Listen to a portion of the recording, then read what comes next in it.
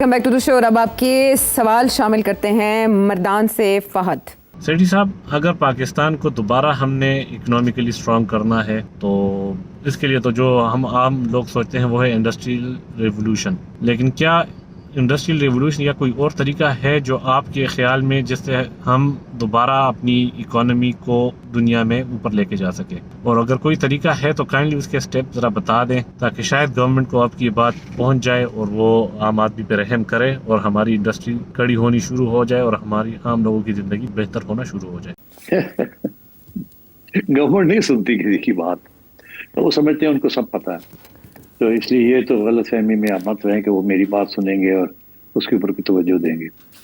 جو بات کرنے والی ہے وہ ان کو پتہ ہے کہ کیسے مسئلے کو حل کرنا ہے، مگر ایک پورا ایجنڈا ہے جس کی وجہ سے اس ملک کے حالات بہتر نہیں ہوتے غالباً غریبوں کے لیے۔ اگر گروتھ بھی ہو تو اگر غریبوں کے لیے کچھ نہیں ہوتا، مڈل کلاس کے لیے کچھ نہیں ہوتا، تو پھر فائدہ کیا اس گروتھ کا؟ تو اب سوال یہ ہے کہ کیوں اس ملک کے اندر اتنی کرائسس ہے اکانومی کی۔ میں 2-3 دفعہ اس کا حوالہ پہلے بھی دے چکا ہوں۔ ایک برٹش اکانومسٹ ہے، ان کا نام ہے اسٹیفن ڈرکون، وہ کنسلٹنٹ ہے to the government of Pakistan. Shehbaz Sharif صاحب نے انہیں کنسلٹنٹ رکھا ہوا ہے، ویری گڈ، اچھی بات ہے۔ انہوں نے ایک کتاب لکھی ہے، اس کا نام ہے گیمبلنگ آن ڈیولپمنٹ، گیمبلنگ کرنا ڈیولپمنٹ کے ساتھ۔ اس کے لب لباب اس میں یہ ہے کہ سب کچھ ہو سکتا ہے، مگر سب سے پہلے جو حکمران طبقہ ہے اسے کچھ فیصلے کرنے پڑیں گے۔ اگر وہ فیصلے صحیح کرتے ہیں تو بہت سے مسئلے جو ہیں پھر ان کو راستے ڈھونڈ لیں گے یہ کرنے کے۔ وہ فیصلہ کیا ہے؟ وہ کہہ رہے ہیں کہ جو حکمران طبقہ ہے اس کو فیصلہ یہ کرنا پڑے گا کہ سب کو اپنے حصے جو ہیں وہ کم کرنے پڑیں گے۔ بیوروکریسی کو اپنا حصہ کم کرنا پڑے گا، ریسورسز کا، سرمایہ داروں کو اپنا حصہ کم کرنا پڑے گا، مڈل کلاس کے تاجروں کو اپنا حصہ کم کرنا پڑے گا، ڈاکٹرز، لائرز، پروفیشنلز کو اپنا حصہ کم کرنا پڑے گا، زمیندار، لینڈ لارڈز، ایبسنٹی لینڈ لارڈز، انہیں اپنا حصہ کم کرنا پڑے گا، کیونکہ جو کچھ بنتا ہے وہ یہ کھا جاتے ہیں، سارا کچھ ٹیکس لگاتے ہیں اور سب کچھ کھا جاتے ہیں۔ ڈیولپمنٹ بھی نہیں ہوتی اور غریبوں تک بھی کچھ نہیں پہنچتا۔ وہ جو پرانی تھیوری تھی کہ اگر کیک بڑھے گا تو تھوڑا سا نیچے گرے گا اور عام عوام کو بھی کچھ مل جائے گا، وہ ٹرکل ڈاؤن ایفیکٹ جسے کہتے تھے، وہ اب نہیں ہو رہا۔ وہ ٹرکل ڈاؤن اکانومی ختم ہو چکی ہے۔ آپ نے اتنے قرضے لے لیے ہیں صرف یہ سارے طبقے کو کھلانے پلانے کے لیے یا کھانے پینے کے لیے کہ اب رہا کچھ نہیں کسی کو دینے کے لیے۔ اور یہ جو چائنا کے ساتھ آپ کے جو ٹریڈ اور سیکیورٹی ریلیشن شپ ہے، اس کی وجہ سے چائنا کے سارے مال جو ہے وہ پاکستان آتا ہے اور وہ چیپ ہے۔ میں نے کل کے پروگرام میں بتایا تھا کہ یہاں کاسٹ آف پروڈکشن کتنا ہائی ہے، تو یہاں انڈسٹری جو ہے وہ لگ ہی نہیں سکتی اب، کیونکہ اتنی کمپٹیشن، چائنا کے ساتھ کمپیٹ ہی نہیں کر سکتے۔ آج اگر حکومت کی پالیسی بھی ہو تو نہیں کر سکتے، کیونکہ جو آلریڈی ہیں ہماری ٹیکسٹائل انڈسٹری وغیرہ جو کمپیٹیٹو ہے اس حد تک، وہ بھی اتنی ویلیو ایڈ نہیں کر رہی جتنی کرنی چاہیے۔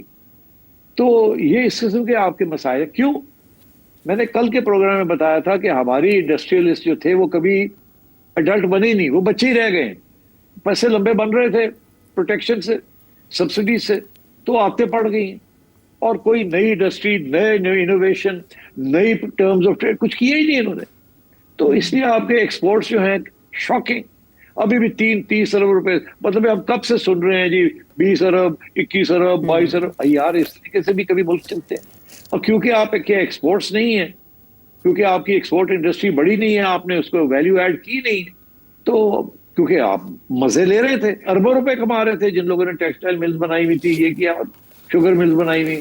تو بات یہ ہے کہ یہ سارا جو طبقہ ہے نا، ایک کھا پی گیا پاکستان میں۔ اچھا اب جا کے، اور اس لیے کچھ رہا ہی نہیں ہے غریبوں کے لیے، تو کون سی اکنامک ڈیولپمنٹ کی آپ بات کرتے ہیں؟ کون سی آپ کہتے ہیں انڈسٹری لگے گی؟ آپ کے اپنے لوگ انڈسٹری جو ہے اٹھا کے لے جا رہے ہیں دبئی، تو باہر سے کون لگائے گا یہ انڈسٹری؟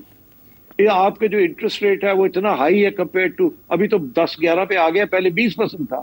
کون لے گا قرضے لے کے لگائے گا انڈسٹری؟ آپ کی بجلی کے کاسٹ، گیس کے کاسٹ، سب چیزیں آپ کی مہنگی ہیں یہاں، twice nearly 100% more expensive than the region. تو اٹس ناٹ پاسبل، اور پھر آپ قرضے لے کے چلا رہے ہیں۔ اور یہ جو کھاتے پیتے لوگ ہیں، یہ ان کے ساتھ کچھ ان کی بیلٹ ٹائٹنگ کوئی نہیں ہوئی، کچھ بھی نہیں ہوا ان کے لیے۔ آپ نے لاکھ روپیہ جو بندہ کما رہا ہے اس کے اوپر ٹیکس لگا دیا. آپ مجھے بتائیں, ایک طرف آپ نے سیلز ٹیکس لگا دیا ہے, جو چیز وہ خریدنے جاتا ہے اس کے اوپر بھی ٹیکس ہے, جو تنخواہ ملتی ہے اس کے اوپر بھی ٹیکس ہے. مطلب ہے یہ کوئی طریقہ ہے؟ وہ اسی لیے نا, کیونکہ جو کھا پی رہے ہیں, جنہوں نے اربوں روپے بنائے ہوئے ہیں, اربوں خربوں روپے, ان کے اوپر کچھ بھی نہیں ہے, نہ انہیریٹنس ٹیکس ہے, نہ ویلتھ ٹیکس ہے, نہ کچھ ہے.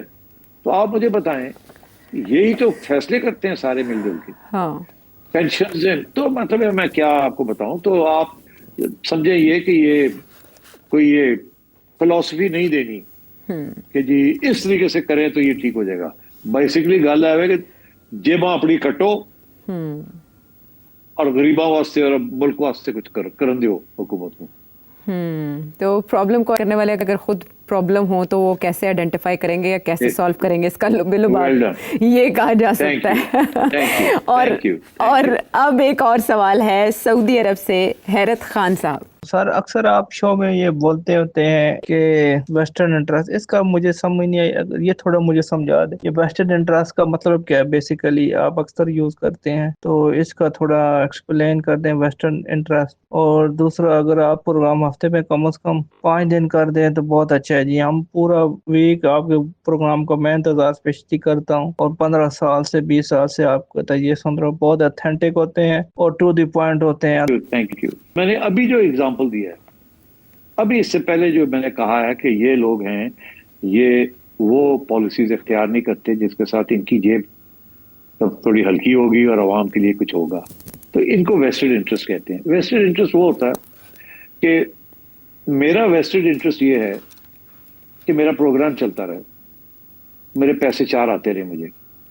اگر کوئی راستے میں رکاوٹ آتی ہے تو میں اس رکاوٹ, ہاں وہ جائز ہو, میں اس کی اپوزیشن کروں, کیونکہ میرا اپنا انٹرسٹ ہے, میرا ایک ویسٹڈ انٹرسٹ ہے, میرا انٹرسٹ ویسٹڈ ہے میرے اندر, کیونکہ مجھے اپنے انٹرسٹ کو پہلے پروٹیکٹ کرنا ہے, اور پھر میں نے سوچنا ہے کسی اور کا انٹرسٹ, کسی اور طبقے کا انٹرسٹ, کسی اور گروپ کا انٹرسٹ, یا کسی اور بزنس کا انٹرسٹ, یا کسی اور, یا even national interest.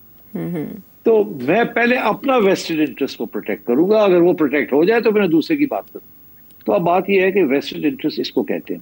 Sugar industry جو ہے, جو وہ سارے ویسٹڈ انٹرسٹ ہیں, وہ کوئی پالیسی گورنمنٹ کو نہیں کرنے دیں گے جس کے ساتھ ان کی جیب ہلکی ہوتی ہے.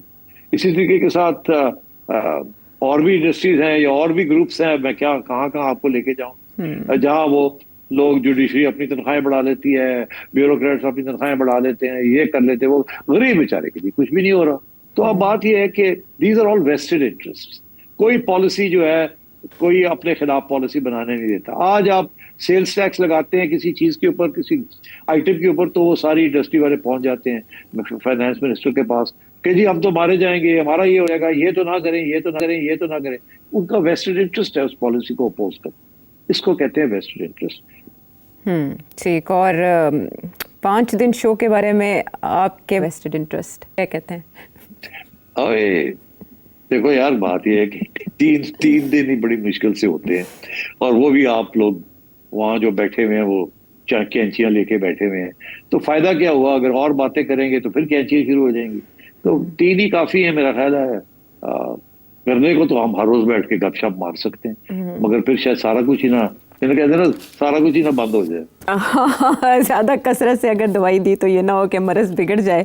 آپ کے سوال کا بہت شکریہ. اس کے علاوہ عرفان راؤ صاحب ہیں ملتان سے, آصف شیخ صاحب ہیں آئرلینڈ سے, تاثیر اللہ لوور دیر سے, ذبیح اللہ دبئی سے, عبداللہ مانچسٹر سے, ریحان گل کینیڈا سے ونس اگین, معراج عالم گلگت سے, ارسلان امیر امریکہ سے, احمد جرمنی سے, احمد یار کینیڈا سے, دل مراد پنو عاقل سے. آپ سب کے سوالوں کا بہت شکریہ. آنے والے پروگرام میں شامل کرتے رہیں گے. اگلے پروگرام تک کے لیے اجازت ہے.